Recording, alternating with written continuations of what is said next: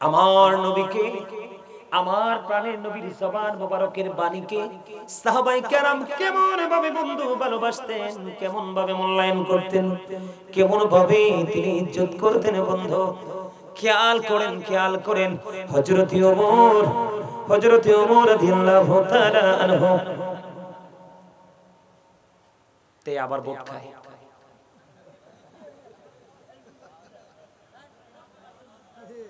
এই আপনারা কেউ হাসছেন না, এটা আমার ব্যাপার। আপনারা সবাই আজকে আমার ছাত্র, আমি আপনাদের টিচার। এটা যদি মনে করতে পারেন তাহলে হাসি আসবে না। আমরা এমন একটা পজিশনে গেছি এখন, আমাদের কাছে সবকিছু হালকা পাতলা মনে হয়।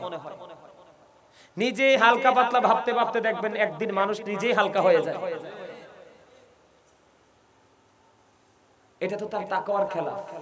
যে বোট খাইতেছে তার তো খেয়াল তো ভোটে, তার মনে তো কিছু নাই, ঢুকবে না তো। ইওয়াজ দিয়ে লাভ হইব কি?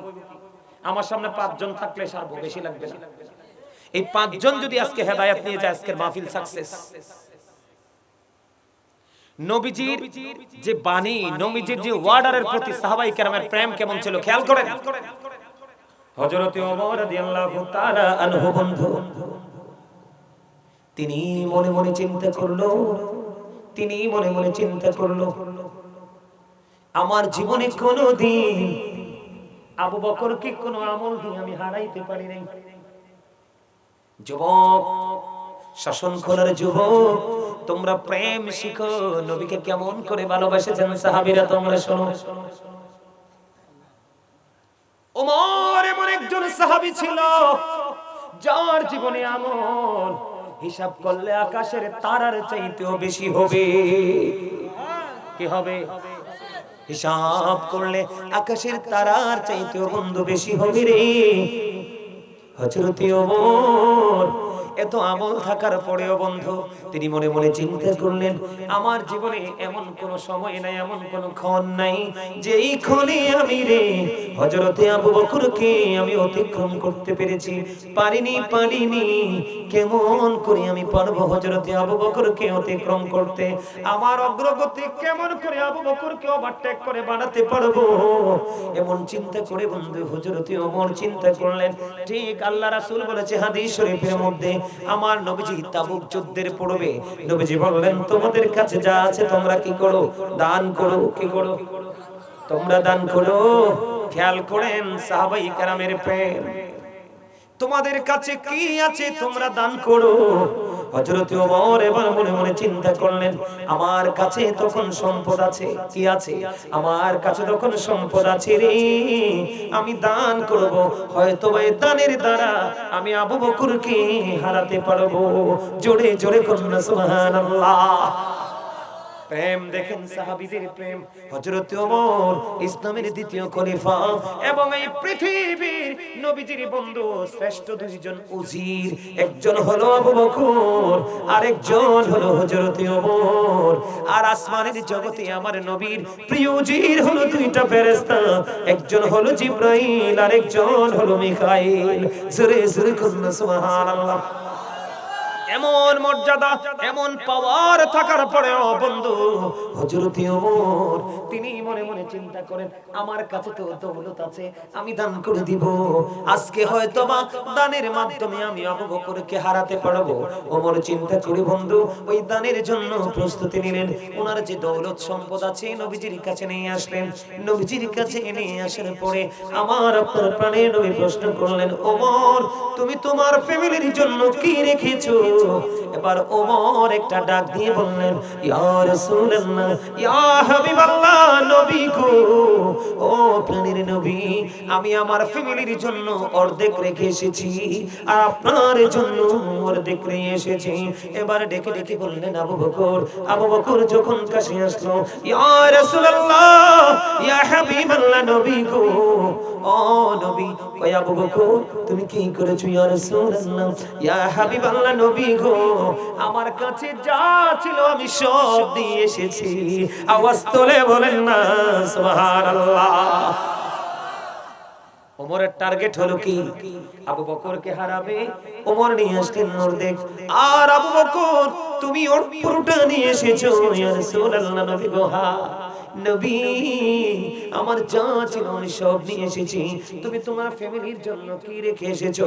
ইয়া রাসূলুল্লাহ, ইয়া হাবিবাল্লাহ, নবী গো, আমি আমার ফ্যামিলি পরিবারের জন্য আল্লাহ এবং আল্লাহর হাবিবকে রেখে আসছি। জোরে জোরে করুন সুবহানাল্লাহ। ও বন্ধু, আবু বকর এবং ওমরের মধ্যে নবীর কথার উপর প্রেম। কিসের উপর প্রেম? নবীজি অর্ডার করেছে কে আগে যাবে রে, তাদের মধ্যে প্রতিযোগিতা। আর আমরা আহলুস সুন্নাত ওয়াল জামাতের আকীদায় বিশ্বাসী, কিন্তু নবীর কথা পালনে আমাদের কোনো কম্পিটিশন নাই। এই সুন্নিয়ত দিয়ে আমার নবীকে কালে ও কালে কোনো কালে বন্ধু পাবা না। এখন আমার অবস্থা হয়েছে, নবী যদি নিজের বিপক্ষে যায়, আমার নবীর হাদিসকে, পবিত্র জবানের হাদিসকে পর্যন্ত স্বীকার করতে দেরি করে না। কথা বলেন না কেন? এই আবু বকর এবং ওমরের প্রেম দেখে বন্ধু আমি একটা গজল লিখেছি, আমার লেখা, আমার সুর একটু শোনাবো। আপনারা গজল পছন্দ করেননি? আপনারা আমার সাথে যুবক তোমরা একটু গাইবে। নবীজি কেমন করে বলো তোমায় দেখি, ওগো নবীজি কেমন করে বলো তোমায় দেখি, আছো তুমি ওই মদিনায়, আছো তুমি ওই মদিনায়, সঙ্গে নিয়ে দুই প্রেমিক সাথী, কেমন করে বলো তোমায় দেখি, বলেন ওগো নবীজি কেমন করে বলো তোমায় দেখি। মারহাবা। আসেনি দুই সাথী? আপনারা গেছেন নি মদিনায়? আমি নিজে গেছি, যাই দেখে আসছি কত আপন করে নবীজির সাথে নিয়ে শুয়ে আছে। মারহাবা বলেন, আরো জোরে বলেন। আবার নবীজি জানিয়ে দিয়েছে মিসকিনকে খাবার খাওয়াতে হবে, রোজা রাখতে হবে, মানুষ মরলে জানাজায় যেতে হবে। ও বন্ধু, অসুস্থ রোগীকে অসুস্থ হলে দেখতে যেতে হবে। আবু বকর জান্নাতের সুসংবাদ প্রাপ্ত, জানেন কিনা এটা?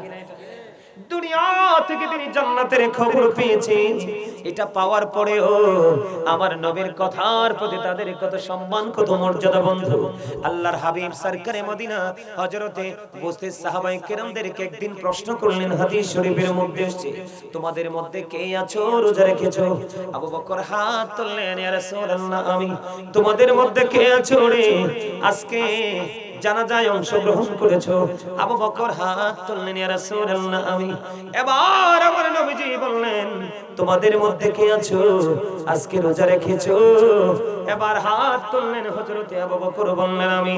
তোমাদের মধ্যে কে আছো রে মিসকিনকে আহার করিয়েছো? আবু বকর বললেন, ইয়া রাসূলুল্লাহ আমি। নবীজি চারটা প্রশ্ন করলো রে, এই চারটা প্রশ্নের উত্তর একজনে দিয়েছে হযরতে আবু বকর। আমার নবীজি একটা সেকেন্ড বন্ধু দেরি করলো না রে। এই চারটা উত্তর যখন আবু বকর থেকে আসলো, আমার নবীজি একটা ডাক দিয়ে বললেন, এই চারটা গুণ যার মধ্যে পেয়েছি সেই তো জান্নাতি। জোরে জোরে বলেন না সুবহানাল্লাহ। সাহাবায়ে কেরামদের প্রেম আপনি কেমন করে নেবেন রে? ও বন্ধু, মদিনায় থাকা অবস্থায় নবীজি 27টি যুদ্ধ করে